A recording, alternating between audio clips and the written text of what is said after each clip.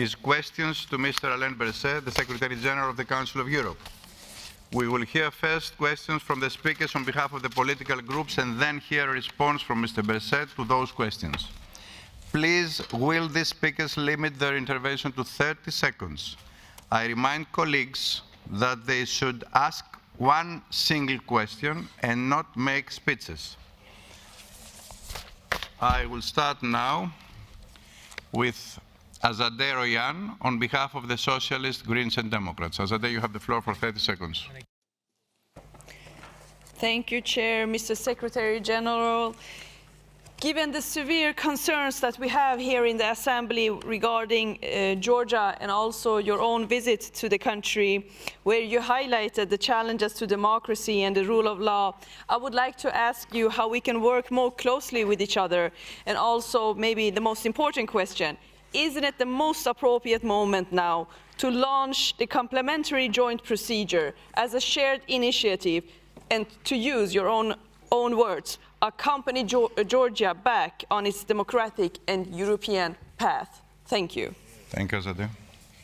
Secretary General. Thank you very much for this question, and good afternoon, everybody. I'm really happy to have this occasion to exchange with you this afternoon, and thank you for the question about Georgia. As you know, we are working a lot on the Georgian issues since the election. It was also the case before the election. After the election, I was myself with a delegation in Tbilisi in December, to see what we can do to work together on the next month to ensure that we will have a good intergovernmental collaboration, to ensure that we have a positive evolution in the country also concerning the human rights and freedoms, and also discussing to find a way to discuss together concerning laws. It was first of all about the so-called foreign agent laws. And I had good discussions there with the ruling party, with the opposition, with the NGOs, with the international community. And coming back, I have a good impression about the possible evolution in the quite complicated context that we had. Then, before and then, we had the CPT visit, we have the commissioner visit, we have the rapporteur of peace visiting also the country, and we had one more Congress also visiting the country. Thank you. And I received at the beginning of February announced that Georgia was not available to continue to work together to deeply amend or recall the so-called law on foreign influence.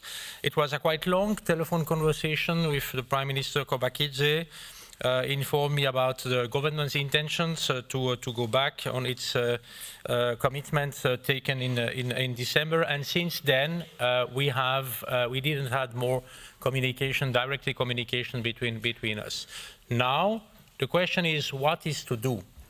After 2 discussions at the Committee of Ministers, I made the proposal to try to develop a structured dialogue with Georgia to see what we can achieve together, because the situation in Georgia is not as good as we want. It was really going in the wrong directions in many months, but it could be much worse.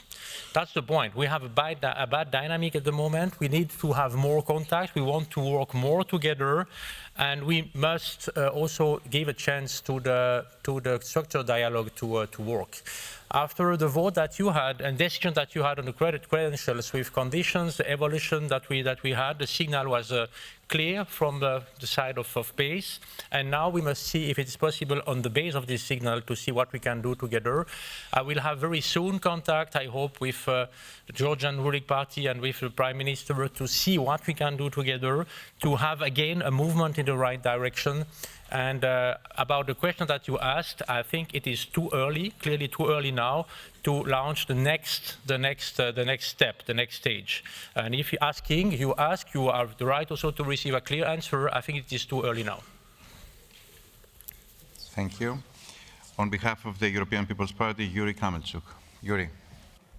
Yes, Honorable Secretary General, In the light of our ongoing abduction of Ukrainian children, the mistreatment of prisoners of war, and allegation of torture in Russian custody, what concrete steps in the Council is the Council of Europe taking to ensure accountability for these violations?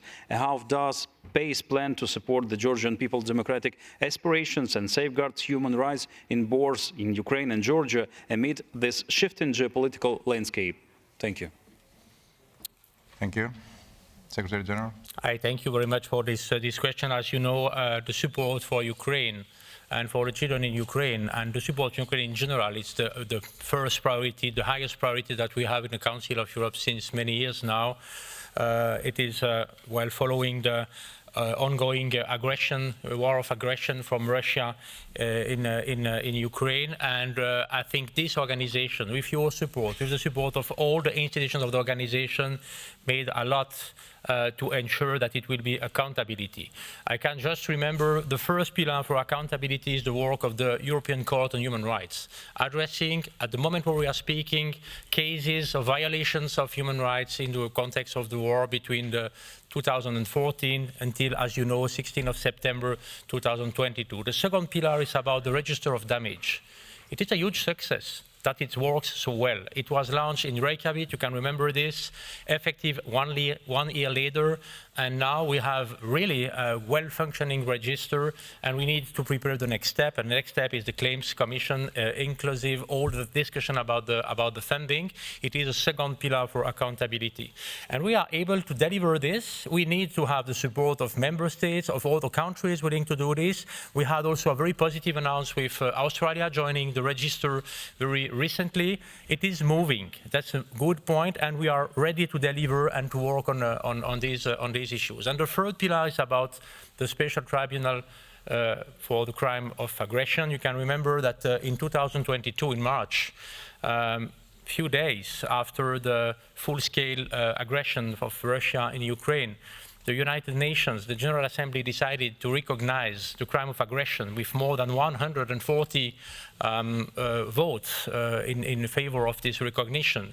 But it was no jurisdiction, we had no jurisdiction competent to address the case, and that means we need also to create one. That's why we have the core group working with the closing the work here in Strasbourg a few days ago, and it allows us to have also a good ground to continue to work on this, but we'll also need, doing this, the support of the countries willing to create this special tribunal. And also for this third pillar for accountability, we are ready to deliver if there is a will to go in this direction with member states and other states. That's the three main pillars we are working on for accountability. But adding to this, I want to address also the specific issue of the children of Ukraine. And as you know, I decided to appoint a special envoy for this issue, for the children from Ukraine. It was announced, weeks ago, at the beginning of February, and former foreign minister from Iceland, he's in charge of this very important task. We had a lot of contacts. The special envoy is also here this week, and this is possible to have the contact with her. She is working very well and very fast, and we will be able to continue to work on this to ensure also here to have, well, a good evolution in this issue with the whole complexity we have in the issue. Because we have the abducted children, we have displaced children, we have refugee children, we have a lot of children with different ages. And we should also see what it means for the youngest generation to have a life in war conditions since more than 10 years. It is also related with huge bad consequences for the concerned children and people, for their families, and also for the future of Ukraine. That's why it is so important to work on this. I just want to add one last point. I decided also to create a task force for Ukraine in the Council of Europe. It is effective now. We had 2 meetings from this task force, and I was also really happy to see that it is not only effective, but it was really necessary also to do this step, and also addressing in this context all the issues on accountability. Thank you.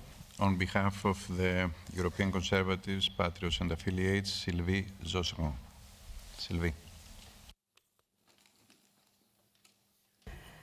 Merci Monsieur le Président. Monsieur le Secrétaire général, lundi dernier, Marine Le Pen a été condamnée à une peine d'inéligibilité avec exécution immédiate au motif, je cite, d'un trouble majeur à l'ordre public démocratique que constituerait sa candidature à l'élection présidentielle en France en 2027. Cette peine d'élimination d'une opposante politique en France est-elle de nature à accroître votre inquiétude exprimée en janvier dernier devant cette même Assemblée face au déclin de la démocratie en Europe à la lumière du protocole numéro 1 de la Convention européenne qui prévoit la liberté de choix de l'opinion du peuple? Merci. Thank you. Je vous remercie pour cette question. Je crois que toute la discussion que nous avons sur le recul de la démocratie en général dans le monde, et ce que nous constatons également en Europe, c'est aussi un recul de l'état de droit, c'est un recul pour les droits humains, c'est un recul dans la qualité générale du débat qui précède les élections, c'est les difficultés que nous posent les questions de l'intelligence artificielle dans le débat démocratique, les difficultés que nous posent les médias sociaux dans le débat démocratique, pour ne citer que quelques éléments. Et toutes les attaques que nous avons également contre l'éducation et les systèmes d'éducation sont des éléments qui sont destructeurs pour la qualité du débat et pour des débats bien posés sur le plan démocratique.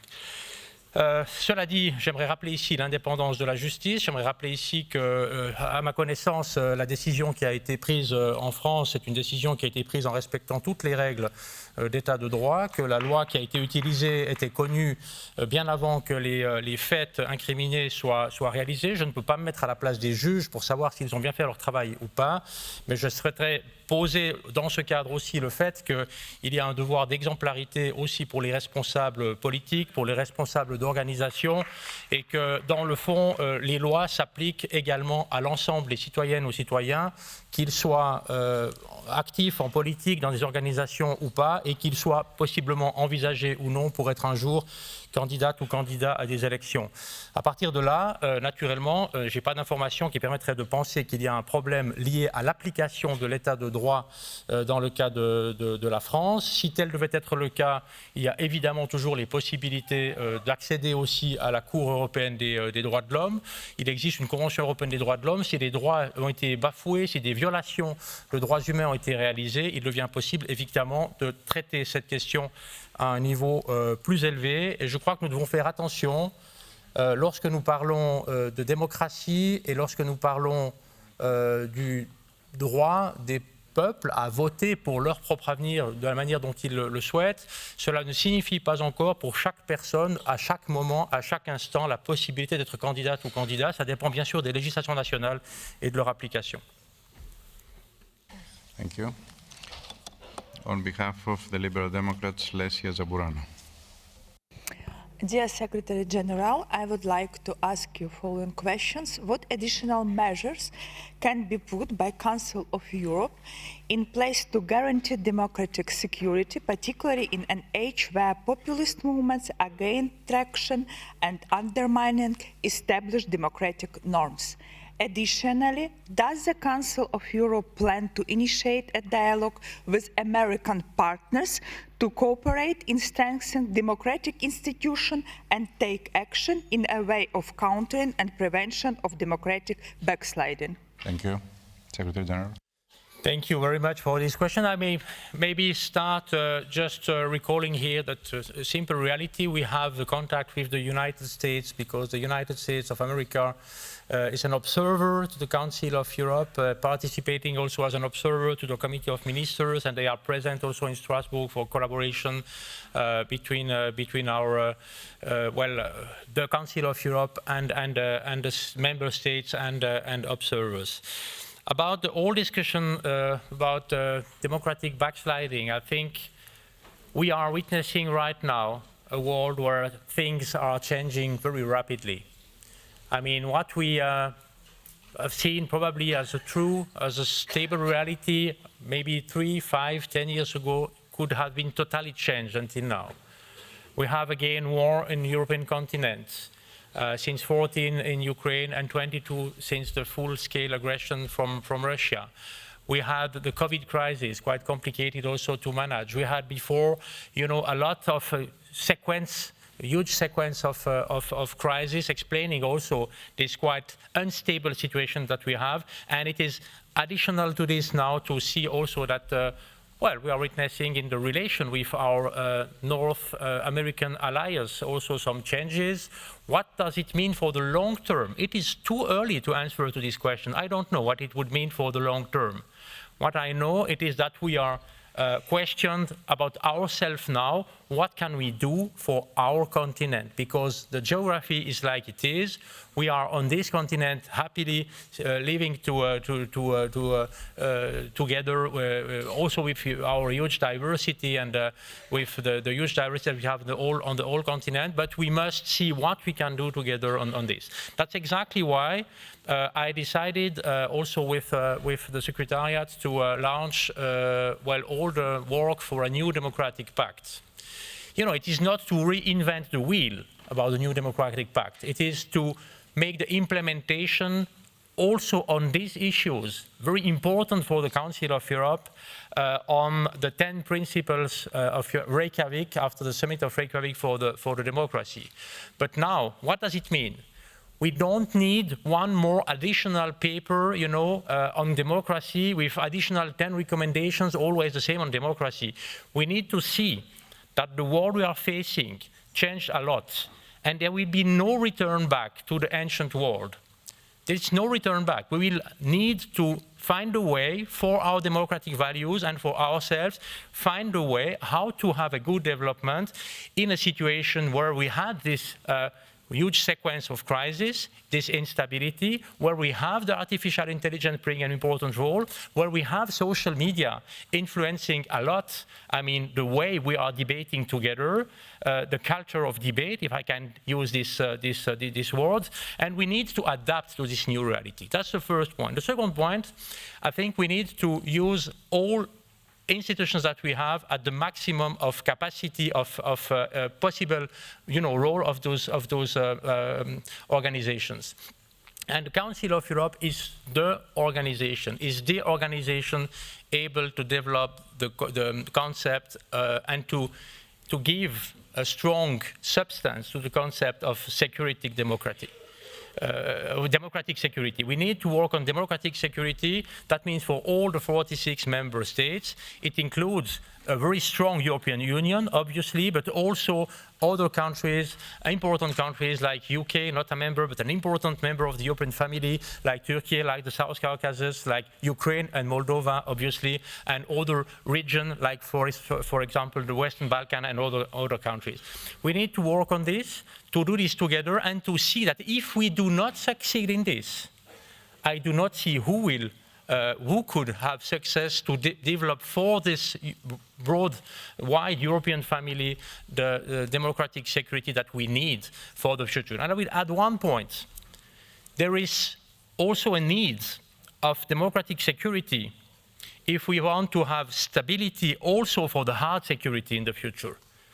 There is a nonsense just to think about well, on the long term, there is a nonsense on the long term to think about hard security without to have the ground of democratic security. Because what are we trying to defend also in Ukraine, with support for Ukraine? We are trying to defend our way of life, our values, what we had before us with the predecessors and the generation before us, and what we want to give to the next generation and to our children. That's why to develop this in the context of the democratic path will be so important. I'm really glad and really happy, and I thank you very much for the openness that you have with PACE, participating to this work. Thank you, Mr. President, also for addressing this issue and giving us the possibility to work together with this committee that will follow all the work and be participating to the work on the democratic pact.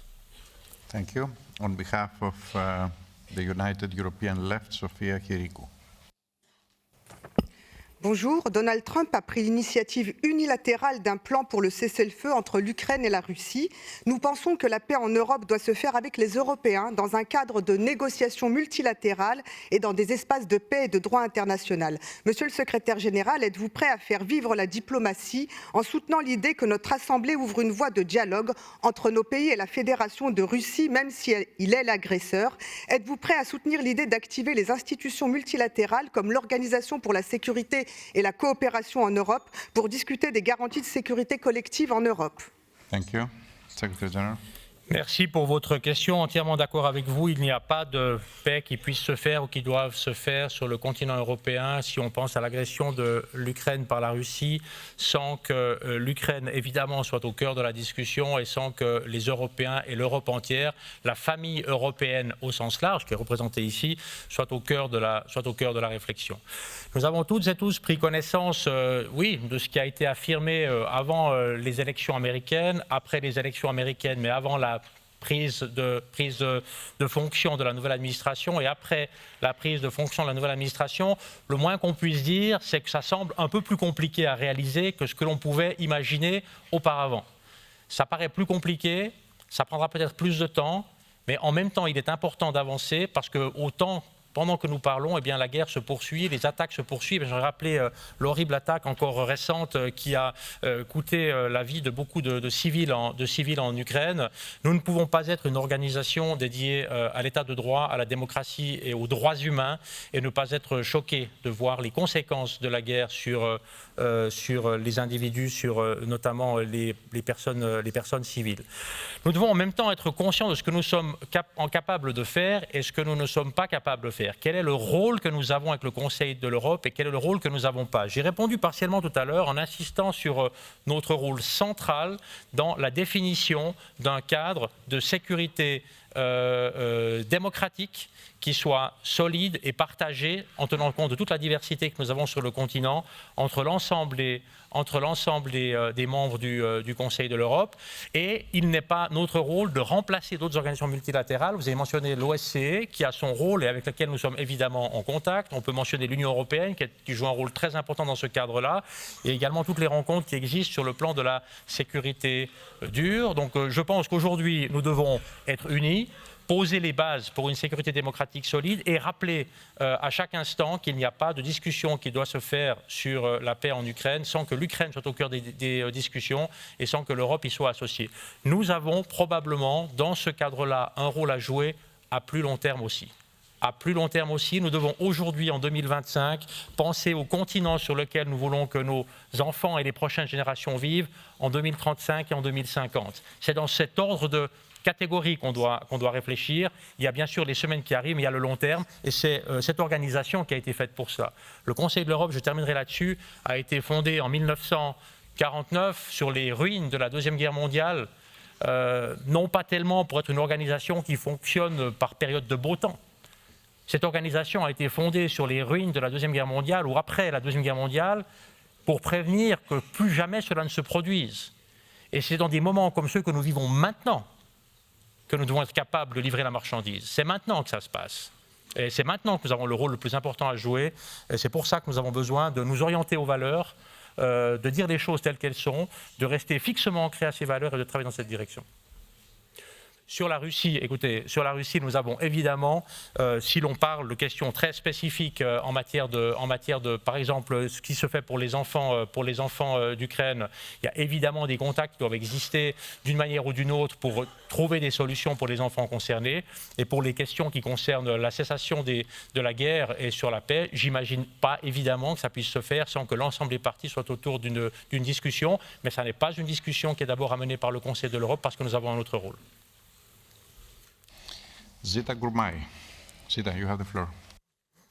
Merci beaucoup, cher président, collègue, monsieur le Secrétaire. Le 26 avril, la Hongrie fêtera le 30 ans de la ratification de la Charte européenne des langues régionales et minoritaires. Malheureusement, au cours des 3 dernières décennies, les droits des minorités, y compris les droits linguistiques, ont été violés dans de nombreuses régions d'Europe. Selon vous, qu'est-ce que le Conseil de l'Europe peut faire pour promouvoir la réconciliation entre les peuples en Europe et pour renforcer la protection des droits linguistiques afin d'assurer la paix et la sécurité démocratique sur notre continent? Merci beaucoup. Secretary General, I'm going to give two more because now it is the time to have questions in a group of 3 colleagues of mine, and I will give the floor to Györgsen.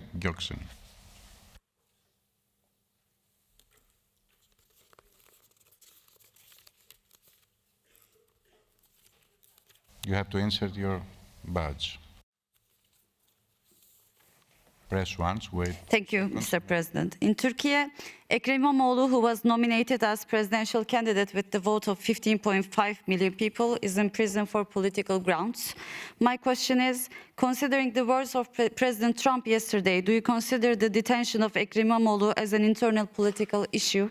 Is that the reason why you have remained silent until today? Thank you.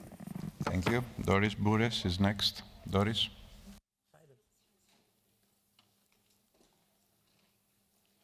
Sehr geehrter Herr Generalsekretär, Sie haben KI schon genannt. Der Europarat hat vor einem Jahr mit dem Rahmenübereinkommen über künstliche Intelligenz bereits eine bedeutende Initiative ergriffen, damit KI die Grundwerte des Europarats unterstützt, anstatt diese zu gefährden. Nun, ein Jahr danach, wie beurteilen Sie die Fortschritte und welche weiteren Initiativen planen Sie, damit KI gezielt für den Schutz von Menschenrechten, Demokratie und Rechtsstaatlichkeit eingesetzt wird? Thank you, Doris. Secretary General, you have the floor to respond. Merci, Monsieur le Président.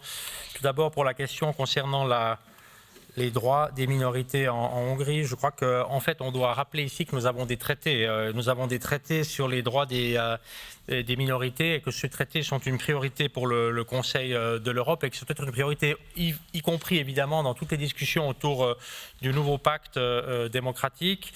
Nous avons la Convention sur la protection des minorités nationales. Je rappelle ici qu'il y a, je crois, une quarantaine d'États qui sont partis à cette convention. Nous avons aussi la charte sur les langues minoritaires et régionales, qui est un élément extrêmement important.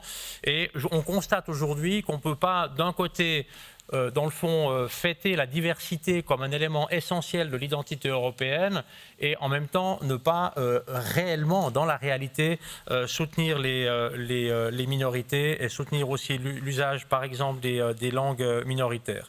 Je pense que dans le cadre que nous vivons aujourd'hui, en général d'ailleurs, sur le continent, dans lequel il y a de plus en plus de tensions politiques, dans lequel nous avons une montée aussi du nationalisme, eh bien, nous avons les éléments pour accompagner et pour protéger la diversité culturelle, la diversité linguistique en Europe et qu'on peut également avec cela renforcer la cohésion sociale et prévenir les tensions.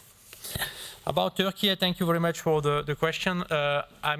We had reactions. The Congress had a reaction. We are following the situation really closely. And I can also take this occasion to recall here that we must just recall that it is crucial that Turkish authorities stand by the right and freedom enshrined in the European Convention on Human Rights. It is not negotiable. Being member of the Council of Europe, it is also related with obligations. It is not possible just to pick up what you want to choose and not to do the rest. And it is our role always to recall this and also to dialogue on this, because as you know, we are not an organization where is it possible to take hard sanctions. We are not able to have a huge influence just taking back money or something like this.